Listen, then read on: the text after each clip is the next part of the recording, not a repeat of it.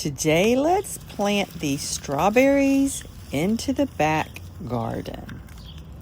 We rescued them from the front garden where they were drowning in the wild onions. These things are invasive, so I went through the roots to remove any because I don't want these respreading in the back. I'm not going to compost these. I'm going to put them into the trash. Wild onions are invasive in our town. I stored them in this bucket of moistened potting soil because I didn't have time to plant them that day. I tucked them into the garage to keep them in the shade and to protect them from digging squirrels. 6 days later, I pulled them out and they still looked really healthy and great. Best practice would have been to move these strawberries in the fall. That's when you want to thin, divide, and move your strawberries or plant new strawberry plants. Because strawberry transplants are susceptible to injuries at temperatures below 50, which we're getting here in north central Maryland at the end of March, and above 90, which they would be exposed to if I had done this last summer. I just didn't have time to move those strawberries in the fall because my husband had a liver transplant in May and I was busy taking care of him. I'm taking the time to remove any perennial weed roots as I dig these holes. I found a blackberry root that had traveled from my old blackberry plants, and I'm taking the time to dig up my nemesis, native bindweed, native morning glory roots. They're another invasive plant in my garden. I want to minimize their competition with the strawberry transplants. This one grew through a peanut that the squirrels had buried. You want to space your strawberries one plant every 12 inches. I know it's tempting to let your strawberries get really thick and lush in your strawberry bed, but in my experience, it causes small fruit production. A few years ago, I started thinning my strawberries and spacing them 12 inches apart, and it made a tremendous difference. I get healthy plants with nice big fruit. These are new dwarf raspberry and blackberry bushes replacing my tall traditional ones. So I want to take advantage of their small size this year and transplant these strawberries along this edge because I plan to net both with bird netting because I'm tired of sharing my strawberries with the wildlife. I had enough holes and spaces and I was able to divide these plants because one plant every 12 inches will give you the most and biggest fruit production. Make sure to thin your strawberry plants. Find the base of each crown and pull them apart and tease apart the roots. That will be one plant. Some of these roots had really fused together and I had to take a knife and gently cut apart the crowns, but I had to make sure each had a healthy supply of roots. Then bury your strawberries just up to the base of the crown. You don't want to drown them. I made sure to remove any old leaves or debris from the roots before I put them in this loose, well-draining soil. Strawberries like loose, well-draining soil for their best development. Strawberries like moisture and to be watered often, but they don't like to be waterlogged.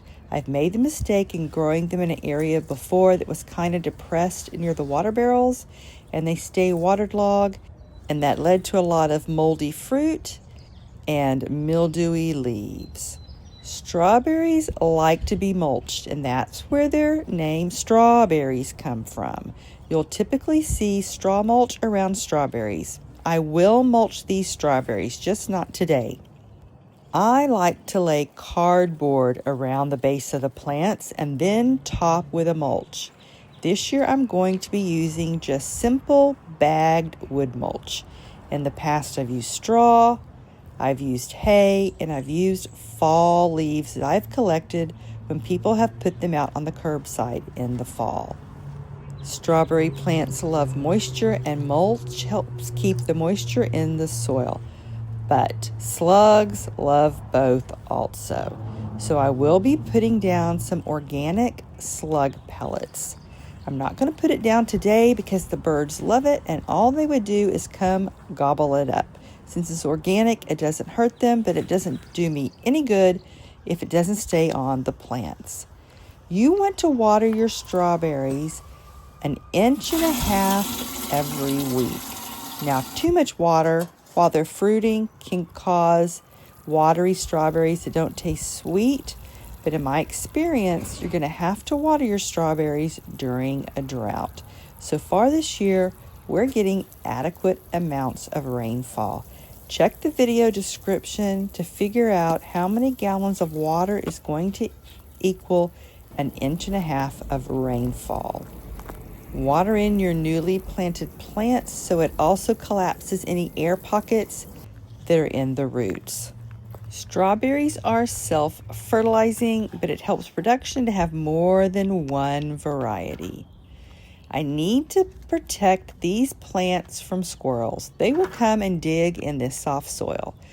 They've also been known to just dig up and push away my transplants to bury their nuts in this soft soil. I like to surround my newly planted transplants with wire mesh that I've cut from hardware cloth that I secure with landscape pins. Once plants are established, I'll pull these up and store them to use them again next year. I will be netting these blackberry and raspberry plants along with these strawberry plants. I have tall hoops. I don't know if you can see them way back there against the fence near the water barrels. They can be 3 feet to 4 feet tall, 3 feet to 4 feet wide, and I'll put a bird netting to protect both of the berry plants and the strawberries. I like to protect my newly planted transplants with wire cages because I'm notorious for stepping back onto baby plants, especially in spring when I'm busy in the garden. We're fortunate to still have our vintage wire fence, and when we bought this house almost 20 years ago, I inherited a bunch of these little short cages that the previous avid gardener had created from cutting up some of that fencing. I've replaced them over the years with short garden fencing created in the same design. These are Everbearing strawberry plants, which will produce all summer, with the highest production in June and late summer. In the front garden, when they weren't drowning in weeds, they produced tremendously large fruit. It's great to get fruit a little bit at a time throughout the months. I also have June-bearing strawberries that produce one large crop here in north central Maryland in May. Check back for a video showing me starting to clean up this overgrown June-producing strawberry bed that I didn't have a chance to take care of last summer or fall while Dale was recovering from his liver transplant surgery. Dale is doing great, and it feels fantastic to get back into the garden. Hope you found some of this info helpful.